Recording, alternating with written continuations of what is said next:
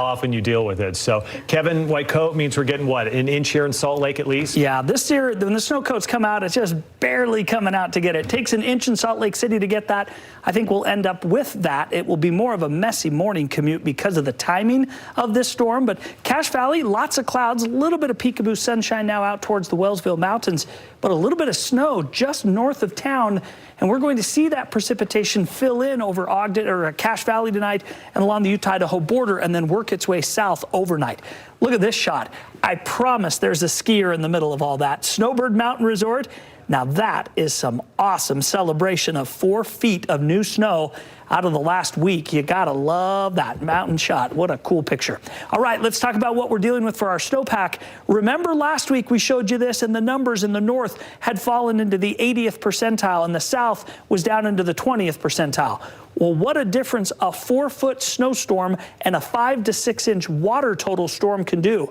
Above 100% in the Uintas, Weber Basin, Provo Basin, Bear River Basin, 91% in Tooele. Now, central Utah, still rough, 60 percentile for lower severe and upper severe, 80 percentile for Sandpitch, Dirty Devil, and Beaver, and the Escalante in Southwest, still terrible at 30 to 40%.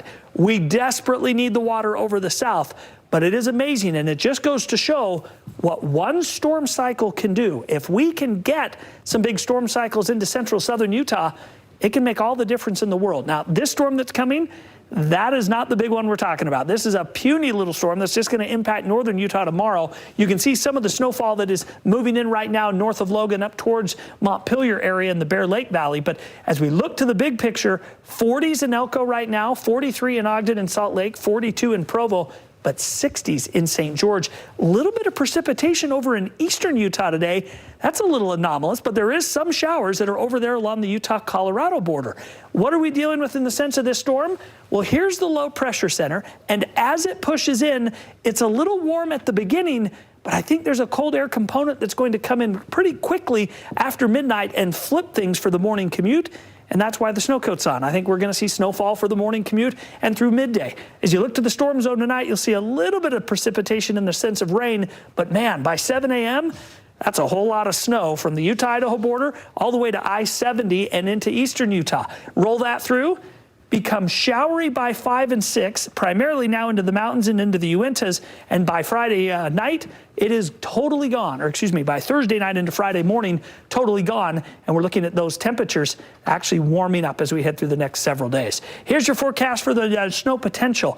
Northern valleys, 1/2 inch to 2. Benches, 2 to 4. Wasatch back 3 to 6. Northern mountains 6 to 12. And the central mountains will get 2 to 4 from tonight through end of the day tomorrow. Your forecast in central Utah, little rain snow mix to begin, but then I think it flips over to mostly snow. Central areas, we're only talking a couple of inches towards Manti and Beaver, Panguitch. Cedar City South, no precipitation for you. St. George, sunny tomorrow, 63. And then we get all the way back to the 70s on Monday, Tuesday, and Wednesday. Those red numbers indicate more than 10 degrees above normal. It looks like really nice warm weather in St. George. Northern Utah this evening, we'll start to see some rainfall, especially after midnight. It'll mix into snowfall between 2 and 3 a.m. Snow for the first half of the day tomorrow, then showery conditions by afternoon, and we may even mix in a little rain by the afternoon tomorrow. All gone by Friday, Saturday. 50s return Monday, Tuesday with some sunshine, and that's above normal. So this storm, nice for the mountains, a little inconvenient for the morning commute for sure. So if you're going anywhere tomorrow morning, just allow yourself some extra time. It's going to be slow. Yeah, then it's done. Yeah, then it's done. Great. Kevin, thanks. You bet. All right, more to come. First, though, here's what's next on Nightly News.